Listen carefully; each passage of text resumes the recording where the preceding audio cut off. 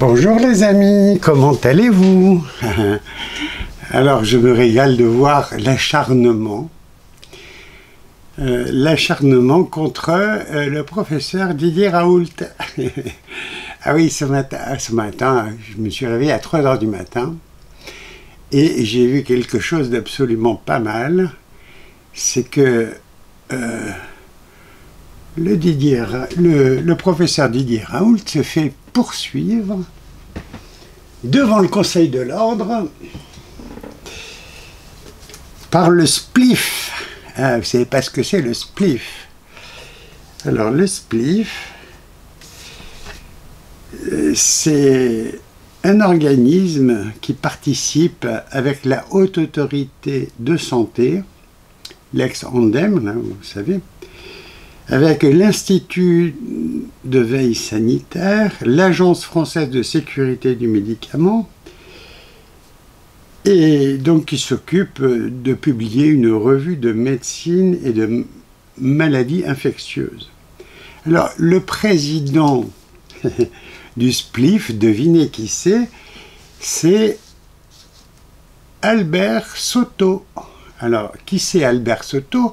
C'est un interniste qui fait partie du CHU de Nîmes et donc qui est président du SPLIF.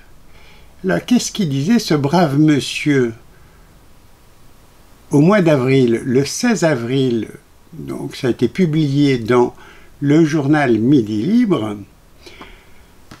écrit par la journaliste Catherine Hanin. Je cite, pour Albert Soto, la solution, c'est un vaccin. Vous avez compris. Alors ce monsieur Soto, là, ce professeur à la noix, il doit avoir des intérêts vraiment épouvantables. Et ça doit être très amusant de voir un peu de quoi il est capable. Alors il dit qu'il a trouvé 9 raisons de poursuivre devant le Conseil de l'Ordre des médecins le professeur Raoult. Et voilà, l'omniprésence de Raoult, ça lui a fait de l'ombre, ça l'a bien embêté. Alors, il faut voir que le split, ça fait partie de ces organismes. Alors, il fonctionne avec la Haute Autorité de Santé, et donc l'Institut de veille sanitaire, l'Agence française de sécurité du médicament, mais aussi avec le CMIT, donc c'est le Collège des universitaires des maladies infectieuses et tropicales, qui a été créé en 1972. Bon. Alors, ce qui est marrant, hein, c'est que on va emmerder le pauvre Raoult parce qu'on veut sa peau. Mais qui veut sa peau? C'est le Varan de Komodo ou c'est Véran du ministère de la Santé? Vous savez, le Varan de Komodo, qu'est-ce qu'il fait? Il va s'approcher d'une proie, il va la mordiller un petit peu et ça fait un poison. La salive du Varan de Komodo produit un anticoagulant, donc ça empêche la croûte sur cette plaie. Mais comme il a une bouche qui est pleine de bactéries, l'animal donc ne pourra pas fermer sa plaie par une croûte et donc guérir de cette morsure. Et comme il y a plein de bactéries, eh ben, le bœuf va mourir en fait de surinfection. Petit à petit, il va s'intoxiquer avec toutes les bactéries et il va choper une septicémie. Et donc, le Varan de Komodo attend sagement que la proie qu'il a mordue, légèrement, c'est pas la peine de faire une plaie énorme, jusqu'à temps qu'il soit tellement affaibli, fiévreux et malade, pour qu'il puisse aller le dévorer tranquillement et l'achever. Voilà. Donc nous avons un ministre de la Santé qui veut la peau de Raoult. Et pourquoi? Ben parce que vous vous rendez pas compte que si le projet de Bill Gates, c'est de faire 7 milliards de vaccins pour 7 milliards d'habitants sur la planète, mais non, il faudra deux vaccins par personne, même les bébés, enfin tout le monde. Hein. Et donc les fous furieux veulent absolument vous fourguer un vaccin. Mais pourquoi ils veulent vous fourguer un vaccin? Vous savez que le vaccin contre la grippe, il marche une année à 20%, et encore, on ne sait pas si les 20% qui ont eu le vaccin ont fait attention à avoir une charge de vitamine C régulière pendant l'hiver pour ne pas tomber malade de n'importe quelle infection, que ce soit coronavirus ou grippette, peu importe. Donc l'acharnement du gouvernement, ils veulent absolument faire taire Raoult et chercher toutes les noises possibles et inimaginables. Bon, on a vu le cinéma que ça fait. Vous savez, pour que les gens ne réfléchissent pas, il faut les terroriser. Donc, on va terroriser le pauvre professeur Raoult par des plaintes multiples et variées, alors qu'il n'a fait que son travail en son âme et conscience, c'est-à-dire, il a respecté le serment d'Hippocrate. Alors, je voudrais juste dire au petit médecin là qui est venu en tant qu'SOS médecin voir mon fils quand c'était l'épidémie du coronavirus, pour lui donner du Doliprane. Alors le Doliprane, c'est hépatotoxique, ça veut dire que ça démolit le foie si on prend la double dose. Mais ça guérit en rien. Alors, ça ne guérit pas parce que ça n'agit pas sur les causes de l'infection. Alors, la médecine d'aujourd'hui, c'est on vous balance des médicaments qui vont masquer les symptômes, mais qui ne vont pas chercher à guérir. Alors, dans mes vidéos précédentes, je faisais prévention coronavirus, vitamine C, vitamine D, donc allez au soleil, faites un peu de sport, mangez un petit peu de vitamine A aussi dans l'alimentation, hein, il n'y a pas besoin de prendre des médicaments. Et donc la vitamine C que vous pouvez trouver en pharmacie, la meilleure c'est l'acérola. La vitamine D que vous pouvez trouver dans l'alimentation, la plus concentrée, c'est le foie de morue fumé. Et donc c'est délicieux sur les toasts. Et donc vous pouvez avoir votre charge de vitamines pour combattre absolument toutes les infections. Alors le pauvre Soto, il n'est pas content, il est furieux contre Raoult parce qu'il a montré que un traitement à 4 €, c'était efficace, enfin 4, 6 €, enfin maximum.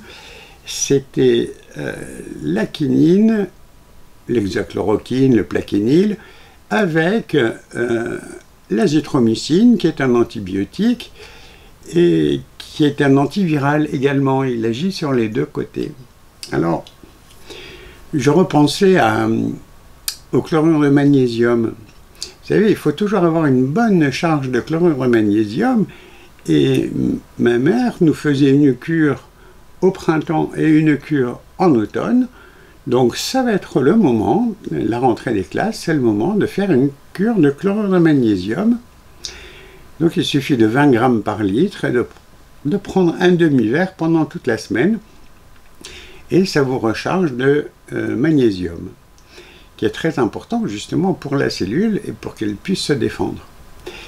Voilà ce que j'avais à vous dire. Donc, le message que je donne au professeur Raoult, elle est sur mon t-shirt. Keep calm and duc in altum. Voilà. Pour ceux qui comprennent à la fois l'anglais et le latin, ils comprendront, sinon ben, amusez-vous à chercher ce que c'est et ce que cela veut dire.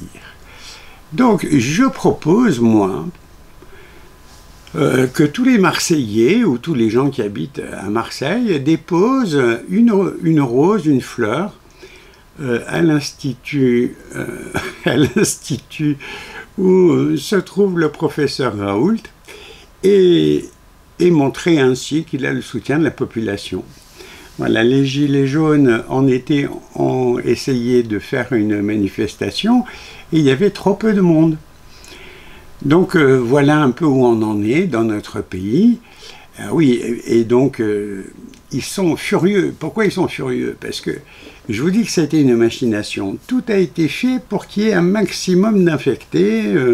La mère Budine avait interdit la chloroquine. Maintenant, ça a été remis en ordre. Mais enfin, vous ne pouvez pas l'acheter si vous allez en Afrique sans ordonnance. Il vous faut une ordonnance, hein, si jamais vous voulez faire un voyage en Afrique.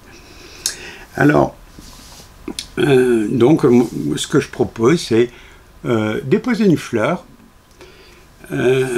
autour de cet hôpital et puis envoyer des pensées positives au professeur Raoult. Je crois qu'il aura bien besoin de soutien de la population, enfin qu'il a déjà, mais vous comprenez bien qu'ils ont voulu imposer un médicament qui ne marchait pas, du laboratoire Gilead. Un médicament qui ne marchait pas, même qui tue plus de personnes que si on ne donne aucun traitement. Et donc ce laboratoire Gilead n'a pas pu s'imposer. Pourquoi? Parce que le professeur Raoult, il a dit, écoutez, avec la chloroquine, pour moins de 15 €, je soigne les gens, et puis cette épidémie qui n'est pas si grave que ça, c'est qu'une épidémie de grippe, d'accord. Le virus est suspect d'avoir été manipulé par l'homme, mais il n'a pas eu l'impact morbide que l'on pouvait attendre, enfin que ceux qui l'ont fabriqué ont espéré avoir un maximum de morts. Mais bon, ils n'ont pas eu les morts qu'ils voulaient, alors ils ne sont pas contents, hein, pourtant ils ont tout fait, hein, ils ont empêché le traitement comme la chloroquine, qui marchait bien, ils ont interdit à la prescrire. Ça, c'est une nouveauté dans le monde. On interdit à un médecin de prescrire un médicament. C'est du jamais vu. Ça, c'est historique comme scandale. Et donc, le professeur Soto, donc, qui est président du SPILF, S-P-I-L-F, donc c'est la Société de pathologie infectieuse de langue française qui fait des publications. Et donc on voit que c'est vraiment un acharné de Big Pharma. Je n'ai pas été rechercher ses conflits d'intérêts, mais je suis sûr qu'il a dû être grassement rémunéré pour... il faudrait que son banquier puisse nous faire un petit compte-rendu, à moins que l'argent qui lui a été filé ait été versé directement sur un paradis fiscal aux îles Caïmans ou bien dans le Delaware. Voilà, bon, amusez-vous bien, chercheurs de vérité. Ce professeur Soto, Soto, c'est un peu d'origine italienne, hein, on dirait Mamma Mia. Hein. Voilà, bon, alors amusez-vous bien, faites vos recherches. Pensez à ce que je dis, ne croyez pas ces guignols, et puis on verra bien qui va gagner. Voilà, la vérité finit toujours par triompher, sachez-le. Allez, mon pauvre ami du spliff, la spilf, allez, dépose ta plainte contre Didier Raoult, à l'ordre des médecins, et puis on va bien voir. En tout cas, il y a une révolte, c'est que, bon... la maire de Strasbourg n'est pas d'accord de mettre le masque obligatoire. Et il y a de plus en plus de gens qui se réveillent en disant « mais si on veut lutter contre un virus, il faut mettre des lunettes étanches, parce qu'il ne faut pas que les conjonctives, toutes les muqueuses, que ce soit anal, il faudrait se mettre un bouchon dans les fesses. Et oui, parce que vous savez... il suffit au bout de la soirée de vous relever, ça fait un appel d'air dans le pantalon ou dans les jupes, et donc le virus peut passer dans l'anus par la muqueuse, et en plus si vous avez des hémorroïdes, alors c'est une porte d'entrée encore mieux. Et si vous avez un peu d'acné ou un petit bouton, tiens, moi j'ai un petit bouton sur la paupière, et donc le virus il peut rentrer encore beaucoup plus facilement, parce que la peau est lésée. Donc l'étanchéité virale qu'est notre peau, à partir du moment où elle a une petite excoriation, un petit bobo, une petite croûte, vous coupez un petit peu, vous faites un peu de bricolage et vous vous blessez, ben c'est une porte d'entrée aux virus et aux bactéries.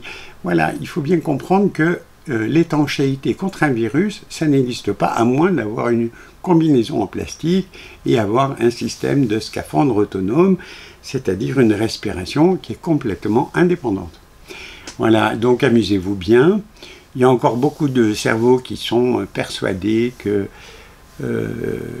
il faut protéger les autres, mais ce n'est pas les gestes barrières qui vont protéger. Au contraire, c'est le moment de faire des barbecues, de se réunir sans protection, parce que le virus n'est plus mortel maintenant, il est complètement anodin. Et oui, il a été amenuisé, il s'est amenuisé, comme le dit le professeur Raoult. Au début, le microbe est particulièrement méchant, mais dans le temps, il perd de sa virulence et donc il devient de moins en moins méchant. Voilà, allez, portez-vous bien, et puis merci de vous abonner, et puis d'avoir regardé ma vidéo, parce que c'est toujours comique. Allez, portez-vous bien.